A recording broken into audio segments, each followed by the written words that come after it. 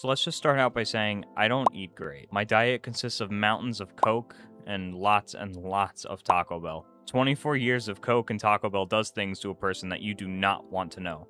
So, pay attention, little ones, because this video is about the story of how I almost died. So you know those times when you wake up in the middle of the night with bubble guts, or also known as the world's worst stomach pain? Well, that's what I thought was happening to me. I woke up out of a dead sleep with the worst stomach pain ever. I ran to the bathroom, as one does, and well, I'll spare the details of what happened in that bathroom, but the pain didn't stop. So I sat in my bed and I waited. I just sat in the pain and I just waited for it to end. It took 6 hours for that pain to go away. The pain would keep coming and would last longer, and it would get more and more painful every time the pain happened. The pain felt like I had gas trapped in my chest. I honestly debated if at one point it was my heart that was causing me the problem, but the pain was so bad it would put me close to tears. It was awful. I would be up for hours in the middle of the night in so much pain I couldn't sit still. I would wiggle around and try every medication to relieve the pain, but nothing helped.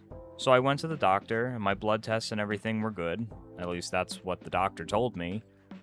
But anyways, it finally got to the point where I had to go to the hospital. My girlfriend was terrified seeing me in so much pain because she thought something was seriously wrong. Turns out she was right. Something was extremely wrong. But I went to the hospital, and they told me it was just panic attacks, and they would just discharge me every single time. Time went on, and the pains kept getting worse. So, long story short, I went to the hospital again. And, shocker, they said it was fine. They discharged me again. And at that point, I just felt defeated. I was living with this awful pain, and no one was able to tell me what was wrong or would even help me, honestly. So, about another month passed, and I was still getting the pain on and off. It would happen randomly, in the middle of the night, in the middle of the day, 10 o'clock in the morning, 11 o'clock at night. It just wouldn't stop. Until eventually I was home. I live with my girlfriend's family, but my girlfriend and her mom had gone on vacation to North Carolina. So it was just me and her dad in the house. We ate dinner, and I started to get ready for bed. Now let me add that my girlfriend did not want to go on this trip because she was scared of something happening to me while she was gone, but I assured her that I'd be fine and to have fun on her trip. She can't skip her trip just because I'm in a little bit of pain, so I told her to go. I did not follow her instructions very well, and as I started to get ready for bed that night, I felt the pain coming back. It would creep up, but this time the pain was unlike any of the other times. I couldn't move. I laid on the floor in a fetal position, and I couldn't even get up. I was in absolute agony. Her dad had fallen asleep, and I couldn't reach him, so I called a friend from work to rush over, because the only thing I could reach was my phone.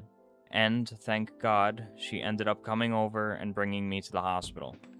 So there I was, once again, back in the hospital. This time, though, the doctors took me in immediately.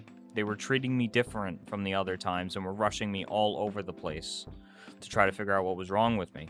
But once again, absolutely nothing was wrong with me, apparently. I begged the nurse to not send me home this time, and she said she's going to be discharging me. But thank God, as she was telling me she was discharging me, the doctor came in and asked if I'm sick with anything. And I thought that was really weird. That was a weird question because I wasn't sick. So I told him no, and he said I have to have an infection somewhere in my body because my white blood cell count was significantly higher than it should have been.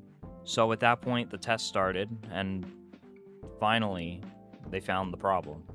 Turns out, I had stones the size of golf balls in my gallbladder. And my gallbladder was about ready to burst at any moment, which would have killed me if I couldn't get to anyone or no one found me in time. They needed to remove it as soon as possible, so they set up my surgery for the next morning. The next morning, they brought me to the operating room and left me alone in there while they got the last-second things ready. I was laying there looking at the tools on the side, and it scared the hell out of me. I've never had a surgery before or any big procedure like that, and it was terrifying. They came in and put me under, and the next thing I remembered was waking up with a barf bag in front of my face and being on the phone with my girlfriend who was still away on vacation while this was going on. I was extremely drugged up, and I didn't know what was going on, but after some time I started to come back to reality, and they explained that the surgery went great and gave me some tips for the recovery. I was finally free of the awful pain, thank God. Now, the recovery was a lot worse than what normal people experience, which is a story for another day. But long story short, they had to reopen my incisions and didn't put me under, no painkillers, nothing. I had to feel every second of what they did to me in that room. But I'll save you guys the painful details of that one, and just let me know if you want to hear that one in a part 2. But almost a year later, I'm feeling great. I eat normally and poop more than I ever have before, but that pain never came back. Thank you guys for letting me share this story, and if I can leave you all with one thing, it's please, if you get any weird pains, get it checked out as soon as possible. Don't be dumb and wait as long as I did. Have an amazing day, everyone. Now, I gotta go poop. Bye!